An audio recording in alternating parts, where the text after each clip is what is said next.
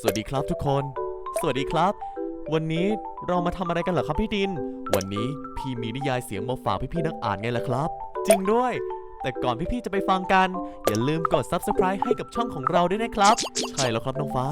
กดที่ปุ่มสีแดงใต้คลิปนี้เลยครับและอย่าลืมกดกระดิ่งเพื่อที่จะไม่พลาดฟังนิยายเสียงก่อนใครถ้าพี่ๆพร้อมแล้วงั้นพวกเราก็ไปฟังนิยายเสียงพร้อมๆกันเลยดีกว่าครับไปกันเลยคำเตือนนิยายเรื่องนี้มีเนื้อหาที่มีความรุนแรงทางเพศไม่เหมาะสมแก่เด็กและเยาวชนที่มีอายุต่ำกว่า 18 ปีไม่ได้มีเจตนาที่จะทำให้เกิดความเสื่อมเสียต่อวิชาชีพใดๆหรือพาดพิงถึงบุคคลใดบุคคลหนึ่งและไม่ได้มีเจตนาชักจูงชี้นำให้เกิดค่านิยมทางเพศที่ผิดศีลธรรมอันดีงามทางสังคมผู้เขียนได้แต่งขึ้นมาจากจินตนาการของตนเองเท่านั้นสถานที่และตัวละครไม่มีอยู่จริงจึงเหมาะสำหรับผู้ฟังที่มีอายุ 18 ปีขึ้นไป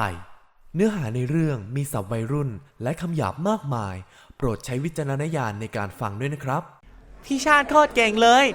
ผมจะเก่งแบบพี่ชาติให้ได้ครับผมอยากเป็นช่างซ่อมรถครับผมจะตั้งใจเรียน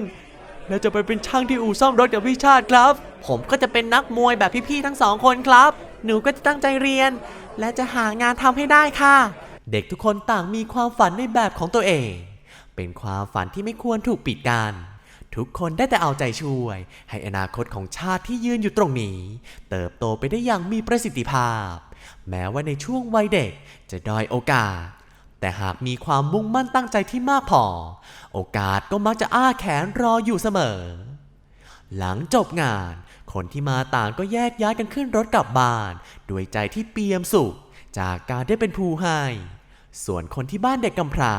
ก็สุขใจกับการได้เป็นผู้รับขอบใจทุกคนมากนะลูกที่มาช่วยกันชาติสนแม่ขอบใจลูกทั้งสองมากจริงๆนะที่ชวนเพื่อนมาช่วยกันหลายวันต่อมาแม่สีเพนแบ่งเงินที่ได้รับบริจาคส่วนหนึ่งมาซ่อมแซมหลังคาที่ชำรุดจึงมาขอแรงชาติกับสนให้มาช่วยเนื่องจากเงินนั้นไม่พอจ้างซึ่งเมื่อมาขอความช่วยเหลือที่ค่ายมวยวิเชียรชัยเสียวิเชียรก็ยินดีที่จะให้ทั้งสองไปช่วยแถมยังสนับสนุนเครื่องไม้เครื่องมือและบอกให้นักมวยในค่ายไปช่วยกันงานนี้จึงนอกจากได้เปลี่ยนหลังคายังมีคนเหลือได้ช่วยกันซ่อมแซมห้องน้ำด้วยที่รักหยิบถุงสกรูให้พี่หน่อยครับเทได้ข่าวก็เกณฑ์เพื่อนในกลุ่มมาช่วยด้วยงานนี้จึงเป็นการรวมพลทั้งนักมวยค่ายวิเชียรชัยและพวกเด็กช่างเทในชุดกางเกงยีนสีซีดขาดเข่าสวมเสื้อช็อปสีน้ำเงินไม่สวมเสื้อแขนยาวแม้แดดจะร้อนเปรียงเพราะชอบโชว์ลายสักที่แขนดีที่ยังสวมหมวกไม้ไผ่สารสีส้มขึ้นไปนั่งอยู่บนโครงหลังคามือหนึ่งถือสว่านอีกมือก็ยืนลงมาขอถุงสกรูยิงหลังคาที่วางอยู่ข้างหลังเตียงเพราะอันที่ใส่กระเป๋าเสื้อขึ้นไปถูกใช้จนหมดแล้วไอ้เชี่ยเทบอกกี่ครั้งแล้ววะว่าอยู่ต่อหน้าคนอื่นอ่ะอย่าเรียกกูว่าที่รักมึงเคยจำใส่หัวบ้างไหมฮะ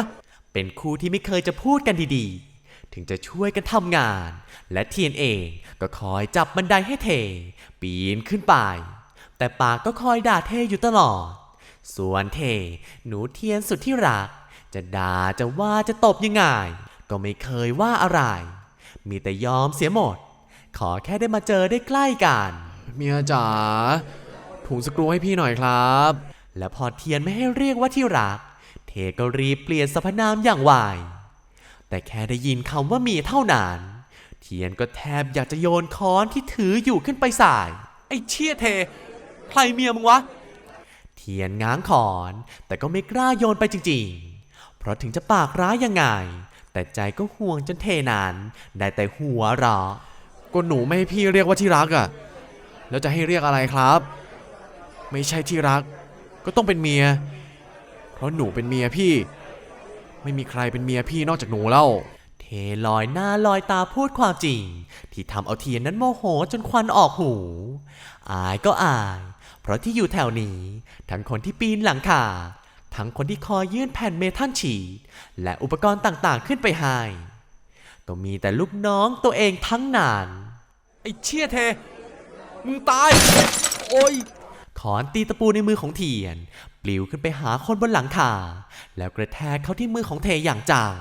จนคนเจ็บร้องลั่นเสียงค้อนหล่นใส่แผ่นหลังคาที่เทยิงไว้ดังสนั่นก่อนจะไหลตกลงไปด้านล่างเทได้แต่กุมมือข้างที่เจ็บเอาไว้และนิ้วหน้าเฮ้ยพี่เทเป็นอะไรมากปะพี่ระวังตกนักมวยที่ปีนโครงหลังคาอยู่ข้างกันร้องเรียกคนอื่นก็หันมามองเห็นเทได้รับบาดเจ็บคนที่อยู่ข้างล่างนั้นก็รีบวิ่งมากลัวเทน่าจะพลาดตกลงมา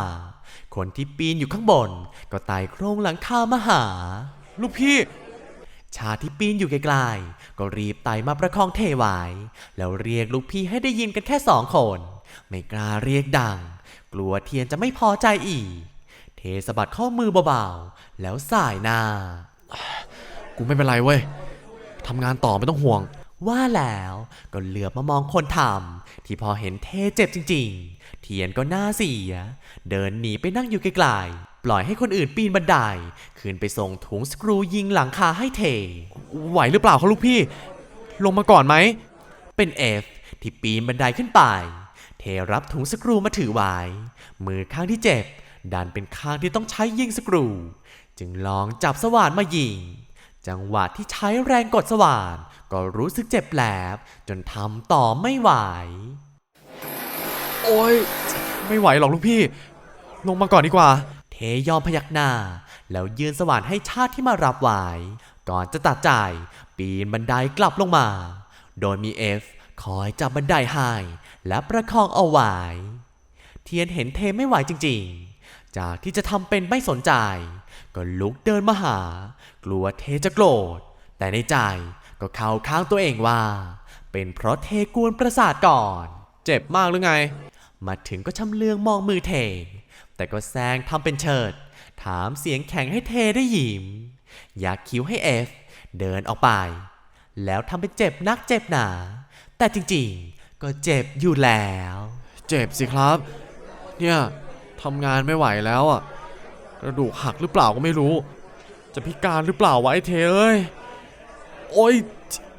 โคตรเจ็บเลยที่รักเห็นเทเจ็บขนาดนั้นเทียนก็ทำหน้ารู้สึกผิดจับมือเทขึ้นมาดูคนดีใจที่ถูกเทียนจับมือก็ลอบยิ้มแล้วแกล้งร้องโอดโอยให้เทียนโอ๊ยเจ็บที่รักดูให้พี่หน่อยสิครับว่ากระดูกหักหรือเปล่าทำไมมันเจ็บไปถึงกระดองใจเลยประโยคสุดท้ายฟังดูแปลกๆจนเทียนมองหน้าถ้ารู้ว่าเทเจ้าเล่ห์ได้โดนต่อยหน้าหงายแน่ไอ้เชี่ยเทมึงเจ็บจริงปะเนี่ยถามไปสายตาก็มองหน้าเทอย่างจับผิดคนเจ็บจริงแต่ต่อหน้าเทียนนั้นก็ทำเป็นเจ็บคูณ5กลัวเทียนจะไม่เชื่อก็ร้องลั่นขึ้นมาอีกทั้งยังทำหน้าตาประกอบเจ็บจริงสิครับโอ้ยเจ็บจะตายอยู่แล้วอ่ะที่รักพี่เจ็บจังเลยเทียนเชื่อครึ่งไม่เชื่อครึ่งตอนที่เทอยู่บนหลังคาก็เชื่ออยู่หรอกแต่ตอนนี้เริ่มจะไม่อยากเชื่อแล้วกูพาไปหาหมอว่าแล้วก็เดินนำไปที่รถให้เทวิ่งตามแล้วขับพาไปหาหมอที่สถานีอนามัยพอทั้ง2 คนออกไปแล้วคนอื่นๆก็ได้แต่มองหน้ากันงงๆสรุปลูกพี่เจ็บจริงหรือเปล่าวะแม้แต่ลูกน้องตัวเองอย่างเอฟเรนเตยังต้องถามกันเตหันไปถามเพื่อนให้2 คนที่ตอนแรกนั้นก็เชื่อว่าเทเจ็บแต่ตอนหลังก็เริ่มจะไม่แน่ใจได้แต่สายหน้าไม่รู้เว้ยเสร็จจากเนี้ยกูขอแรงพวกมึงไปช่วยกันปลูกต้นไม้ที่วัดหน่อยได้ไหมวะพอดีหลวงตาแช่มมันจะทำสวนป่าชาวบ้านเอาต้นไม้มาบริจาคกันเยอะยังปลูกไม่เสร็จเลยเหลือไม่เยอะหรอกงานซ่อมหลังคาและซ่อมห้องน้ำเสร็จตอนบ่าย3เพราะมีกำลังคนเยอะจึงกระจายงานช่วยงานกันทำให้เสร็จเร็วแม่สีเพนพาเด็กๆมาขอบคุณและแยกย้ายกันไปแล้วพวกนักมวยและเด็กช่างก็ช่วยกันเก็บของเตรียมจะกลับเทจึงเอ่ยขอแรงทุกคนไปช่วยงานที่วัดซึ่งเป็นงานปลูกต้นไม้ทำสวนป่าเมื่อวานชาวบ้านมาช่วยกันปลูกแล้วแต่ก็ยังไม่เสร็จเหลืออยู่ไม่มากถ้าไปช่วยกันก็น่าจะใช้เวลาไม่นานเทกลับมาจากหาหมอแล้วพอหมอบอกว่าไม่ได้เป็นอะไรมากทายาเดี๋ยวก็หายเทียนก็ไม่ยอมให้อ้อนอีกได้สิครับงั้นพวกเรา ช่วยกันเก็บของแล้วไปวัดกันชาติบอกกับอดีตลูกพี่แล้วหันหน้าไปบอกกับทุกคนซึ่งทุกคนนั้นก็เต็มใจที่จะไปช่วยเมื่อเก็บของเสร็จก็มาขึ้นท้ายรถกระบะที่เทียนเป็นคนขับโดยมีเทนั่งหน้ามุ่งหน้าไปที่วัดตัวเล็กเหนื่อยไหมพอมาถึงเทก็ไปบอกหลวงตาทันว่าพาเพื่อนมาช่วยปลูกต้นไม้แล้วพาทุกคนไปยังจุดที่จะปลูกซึ่งมีอุปกรณ์การปลูกวางเอาไว้ข้างๆถุงเพาะชำกล้าไม้ทุกคนช่วยกันปลูกคนละต้น2 ต้นชาติกับสนก็ช่วยกันปลูกชาติเห็นน้องมีเหงื่อผุดขึ้นมาและปลายจมูกก็เอ่ยถามไม่เหนื่อยฮะแต่อากาศมันร้อนสนว่าแล้วยิ้วปากนิดชาติจัดหมวกให้น้องดีๆแล้วถอดหมวกของตัวเองออกมาพัดให้เย็นขึ้นไหมสนยิ้มที่พี่ชาติคอยดูแลตนดีแต่สนรู้ว่าพี่เองก็เหนื่อยเช่นกันก็เพราะพี่ปีนหลังคาแดดเปรี้ยงๆมาทั้งวันขอบคุณฮะแต่พี่ชาติใส่ไว้ผมไม่ร้อนแล้วน้องว่าแล้วแย่งหมวกจากมือพี่ไปสวมคืนให้แล้วรัดเชือกที่คางให้ดีๆชาติยิ้มแล้วโยกหัวน้องเบาๆก่อนจะลุกไปหยิบต้นไม้มาปลูกต่อสนมานี่มาปลูกต้นนี้ด้วยกันแล้วก็เดินกลับมาหาน้องที่กำลังปลูกต้นหนึ่งอยู่เมื่อปลูกเสร็จสนจึงลุกไปหาพี่แล้วมองต้นไม้ในมือพี่ยิ้มมีต้นสนด้วยล่ะฮะชาติพยักหน้าพี่ไปแย่งกับไอ้กรมาตอนแรกมันก็ไม่รู้หรอกว่าต้นอะไรพอพี่บอกว่าเป็นต้นสนมันถึงยอมให้สนหัวเราะแล้วนั่งลงข้างๆพี่รอให้พี่ชาติขุดหลุมให้เสร็จก่อนแล้วจึงปลูกต้นสนต้นนี้ด้วยกันก็จบลงไปแล้วนะครับสำหรับ EP นี้สนุกกันไหมครับรอติดตามตอนต่อไปด้วยนะและถ้าชอบคลิปนี้ก็อย่าลืมกดไลค์กดแชร์และกด Subscribe ให้กับช่องของเราด้วยนะครับ